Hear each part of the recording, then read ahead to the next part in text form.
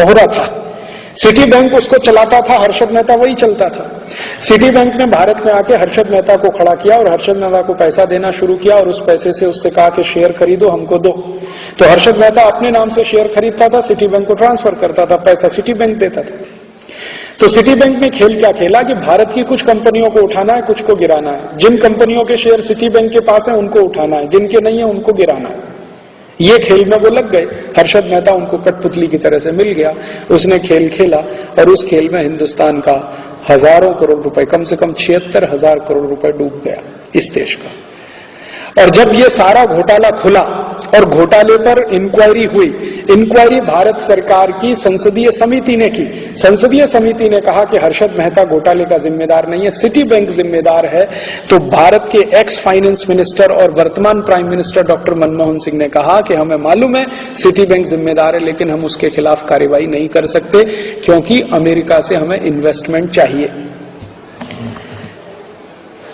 और मनमोहन सिंह ऐसे finance minister और आज भारत के प्राइम मिनिस्टर के रूप में भी सिटी बैंक के खिलाफ कुछ करने की स्थिति में नहीं है, क्योंकि उनको इन्वेस्टमेंट चाहिए वहां से। अमेरिका नाराज हो जाएगा। और इसी अमेरिका ने भारत के स्टेट बैंक ऑफ इंडिया के खिलाफ इतनी सख्त कार्यवाही की अमेरिका में कि उनके हालत खराब हो गए, लेने के देने पड़ गए। इसी अमेरिका ने, भारत की एक स्टेट बैंक ऑफ इंडिया की एक ब्रांच अमेरिका में इन्वॉल्व हो गई थी कुछ ऐसे ट्रांजैक्शन में जिनका पता नहीं था, और अमेरिका ने डाउट किया था कि ये ट्रांजैक्शन हुए हैं टेररिस्ट को। अमेरिका में एक नियम है, एक अमाउंट से ज्यादा का पैसा निकाला जाए और जमा किया जाए तो उसका सारा इंक्वायरी करना, नहीं करेंगे तो बैंक जिम्मेदार है उसके लिए। तो स्टेट बैंक ऑफ इंडिया ने ऐसे कुछ ट्रांजैक्शन किए थे जिनका कुछ अता पता नहीं था। उसमें अमेरिका ने इतना हैवी पेनल्टी ठोका उनके ऊपर कि एक ब्रांच का पूरा डिपॉजिट उसमें जाने की स्थिति आ गई। अमेरिका ने नहीं छोड़ा आपको, और आपने उनके सिटी बैंक ऑफ को पूरा छोड़ दिया। हाँ, इतना घोटाला किया तो भी हम मंजूर करते हैं। और आपको मालूम है, रामनिवास मिर्धा नाम के एक मेंबर ऑफ पार्लियामेंट, उनकी अध्यक्षता में बनी संयुक्त जांच समिति ने यह कह दिया था कि सिटी बैंक को भारत से वाइंड अप करने का आदेश दीजिए, इनका बोरिया बिस्तर बंद करा दीजिए, नहीं तो ये देश को लूटेंगे। वो संसदीय समिति की रिपोर्ट धूल खा रही है और सरकार ने आज तक कुछ नहीं किया, क्योंकि अमेरिका से डर है। अमेरिका नाराज हो जाएगा, हमको इन्वेस्टमेंट नहीं देगा। अभी नेक्स्ट ईयर से Citi bank, HDFC, ANZ Grindlays, Standard Chartered, ये सभी बैंक खुले आम अपनी शाखाएं खोलेंगे। वो शाखाएं खोलेंगे कहां? किसी गांव में नहीं। और वो शाखाएं खोलेंगे ऐसी जिसमें आप 50 रुपए डिपॉजिट करा के अकाउंट नहीं खुला सकते। उनके लिए मिनिमम है 5,000, 10,000, 15,000, 20,000, 40,000। आपकी भारत की जो स्टेट बैंक है या भारत की जो बैंक है वो तो गांव में भी जाके शाखा खोलती है, क्योंकि उसको सर्विस देनी है, बिजनेस नहीं करना है, सर्विस देनी। इनको बिजनेस करना है, तो वो बड़े बड़े शहरों में शाखाएं खोलेंगे। बंबई है, कलकत्ता है, मद्रास है, हैदराबाद है, कोयम्बतूर है, चेन्नई है, वगैरह वगैरह। और उनमें जो क्रीमी लेयर है भारत का, जिनके पास थोड़ा पैसा, उनके डिपॉजिट रख के उस पर काम करेंगे। और वो डिपॉजिट को कहां इन्वेस्ट करेंगे वो आप भी नहीं रोक सकते और तय भी नहीं कर सकते। तो आपके देश की खून पसीने की कमाई, पूंजी, जो डोमेस्टिक सेविंग्स है, वो विदेशियों के हाथ में आप दे देंगे। इसी तरह से बीमा के क्षेत्र में वो आएंगे, इसी तरह से हर क्षेत्र में वो घुस जाएंगे। और इस तरह से घुस के वो क्या कर सकते हैं भारत का, एक उदाहरण देके मैं मेरा व्याख्यान खत्म करता हूं। क्या कर सकते हैं? अभी देखिए, भारत में सेवा के क्षेत्र में, खेती के क्षेत्र में और एजुकेशन आदि आदि में विदेशी कंपनी ज्यादा नहीं आए हैं। अगले साल से आना शुरू होंगे। अभी ज्यादा विदेशी कंपनी आए हैं टूथपेस्ट बेचने के लिए, टूथ पाउडर बेचने के लिए, सॉफ्ट ड्रिंक बेचने के लिए। अभी वो क्या कर सकते हैं हिंदुस्तान में आके, इसका ही एक उदाहरण देता हूं। सॉफ्ट ड्रिंक बिजनेस में अमेरिका के 2 कंपनी आए हैं, पेप्सी कोला, कोका कोला। दोनों मार्केट में 14 साल से जहर बेच रहे हैं, ये सिद्ध हो गया। 1997 से तो हम चिल्ला चिल्ला कर कह रहे हैं कि ये लहर पेप्सी नहीं, जहर पेप्सी है। मैं 1997 से हर पब्लिक मीटिंग में कह रहा हूं लहर पेप्सी नहीं, जहर पेप्सी है। 1997 से हर पब्लिक मीटिंग में मैं कह रहा हूं कि ये ठंडा नहीं है, टॉयलेट क्लीनर है। लेकिन पिछले साल भारत की सभी बड़ी प्रयोगशालाओं ने यह सिद्ध कर दिया है कि पेप्सी कोक टॉयलेट क्लीनर है और वो जहर है। प्रयोगशालाओं ने सिद्ध कर दिया। भारत की सबसे बड़ी प्रयोगशाला CFTRI, central food for technological research institute, उन्होंने सिद्ध कर दिया कि ये जहर है, और ये भी कहा कि ये टॉयलेट क्लीनर से भी ज्यादा खराब है। CFTRI तो ये कहता है कि पेप्सी कोक टॉयलेट क्लीनर से भी ज्यादा खराब है। दूसरी लेबोरेटरी सीएसई उन्होंने सिद्ध कर दिया, फिर भारत सरकार की लेबोरेटरी सीएफएल उन्होंने सिद्ध कर दिया। भारत की 5-6 लेबोरेटरीज और सभी साइंटिफिक ऑर्गेनाइजेशन मान रहे हैं कि पेप्सी कोक जहर है, 14 साल से इस देश में बिक रहा है, लेकिन भारत सरकार की हिम्मत नहीं है पेप्सी कोक के खिलाफ कोई एक्शन लेने की, किसी भी सरकार की हिम्मत नहीं है। अभी थोड़े दिन पहले तक एनडीए सरकार चल रही थी जिसमें बहुत ज्यादा लोग स्वदेशी भक्त हैं और स्वदेशी के नारे लगाने वाले हैं, उनका भी एक्शन लेने का हिम्मत नहीं था पेप्सी कोक पर, और उनके भी मंत्रियों ने पेप्सी कोक को क्लीन चिट दिया पार्लियामेंट के अंदर। अभी एनपीए सरकार आ गई है, उसकी तो बिल्कुल ही हिम्मत नहीं है पेप्सी कोक के खिलाफ कोई। वैज्ञानिक कह रहे हैं कि ये जहर बेच रहे हैं 14 साल से, और भारत के किसानों ने सिद्ध कर दिया है। भारत के बहुत सारे गांव के किसानों ने पेप्सी कोक स्प्रे किया है और सब कीड़े मर गए हैं, सब जंतु मरे हैं। उन्होंने सिद्ध कर दिया कि ये पेस्टिसाइड है, पेप्सी कोक नहीं है, सॉफ्ट ड्रिंक नहीं है। ये सब कुछ सिद्ध हो जाने के बावजूद गवर्नमेंट ऑफ इंडिया की ताकत नहीं है कि पेप्सी कोक का लाइसेंस कैंसिल करे।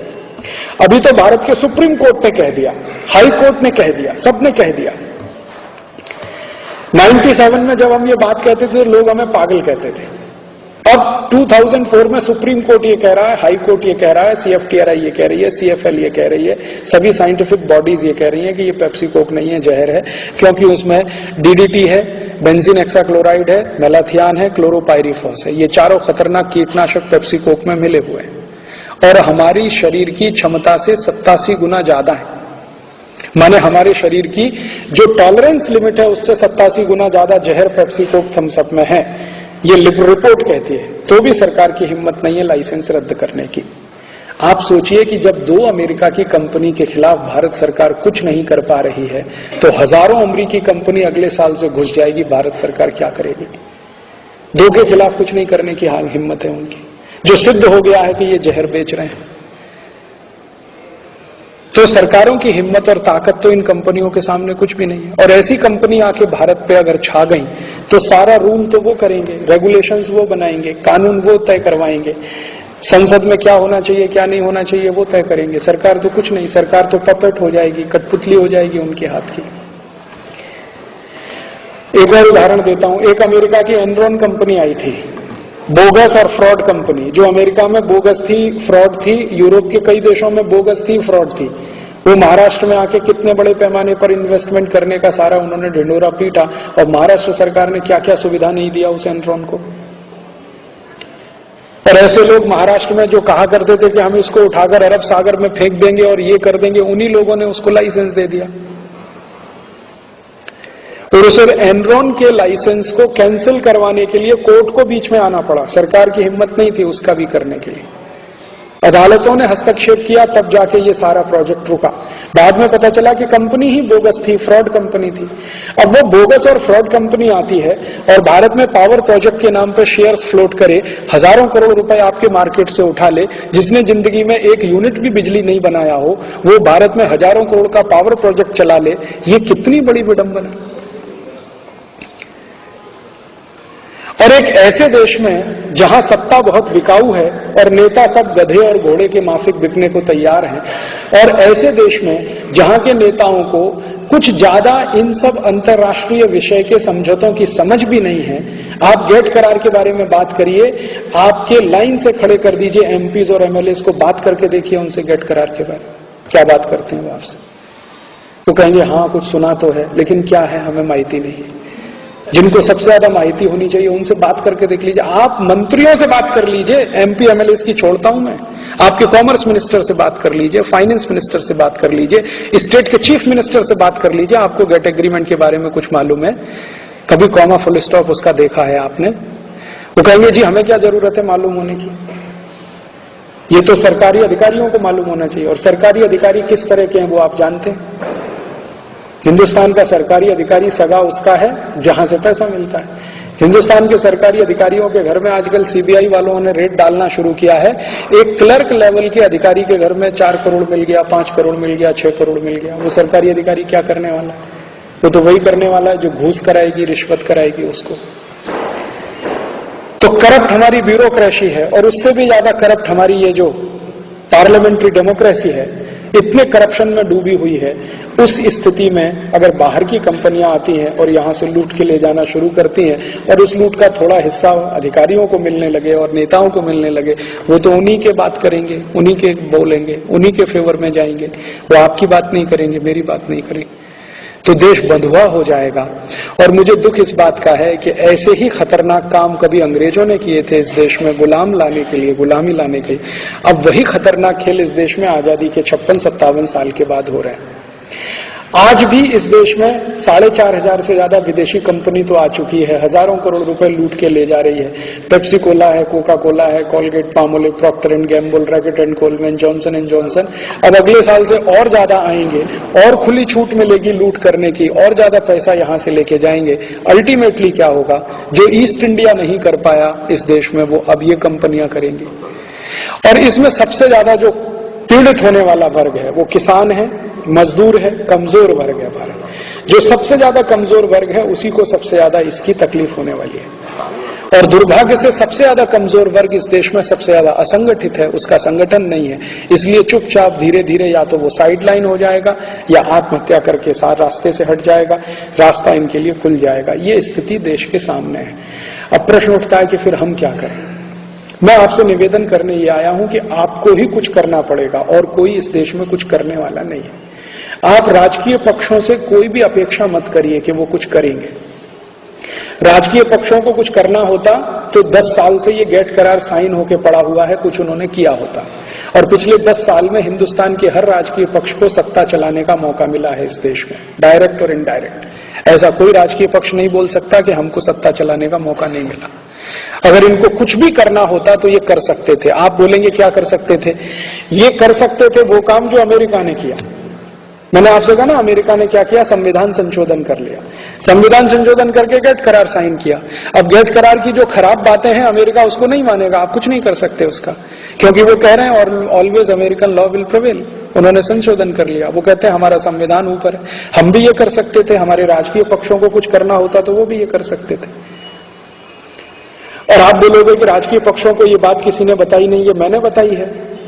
हिंदुस्तान की जितनी भी वर्तमान राजनीतिक पार्टियां हैं जो सेंट्रल लेवल पे काम करती हैं, उनके हर बड़े नेता से मैं मिला हूं।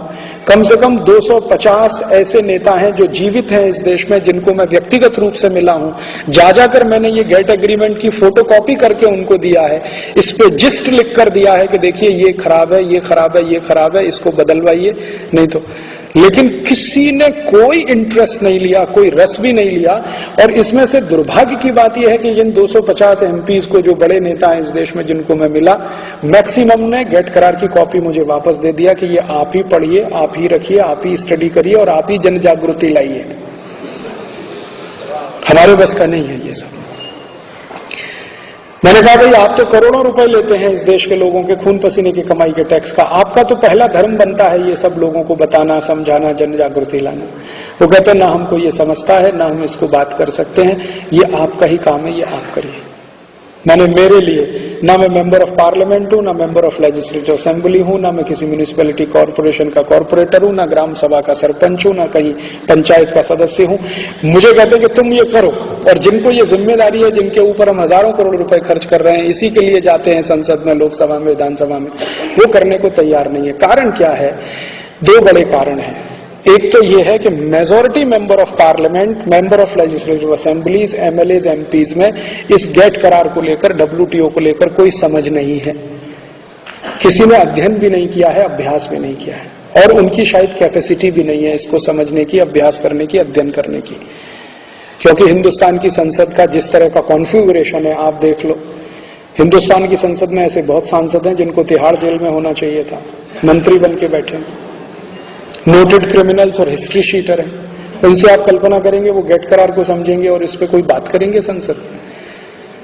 बहुत सारे चीफ मिनिस्टर ऐसे हैं इस देश में जो हिस्ट्री शीटर हैं, जिनको जेल में होना चाहिए था। एमएलएस तो ऐसे हिंदुस्तान में 50% से ज्यादा है जो क्रिमिनल्स हैं, नोटेड क्रिमिनल्स हैं।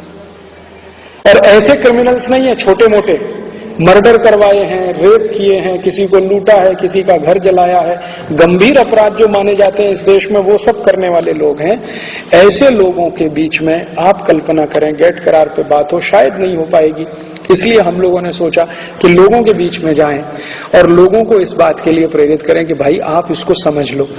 फिर लोग कहेंगे ठीक है हमने समझ लिया, अब क्या करें। अगर कोई समस्या हमें समझ में आ जाए तो समाधान क्या है वो भी समझ में आ जाएगा। मान लीजिए शेतकरी भाइयों के लिए, शेतकरी बांधवों के लिए ये गंभीर समस्या है गेट एग्रीमेंट। जब मैंने इसको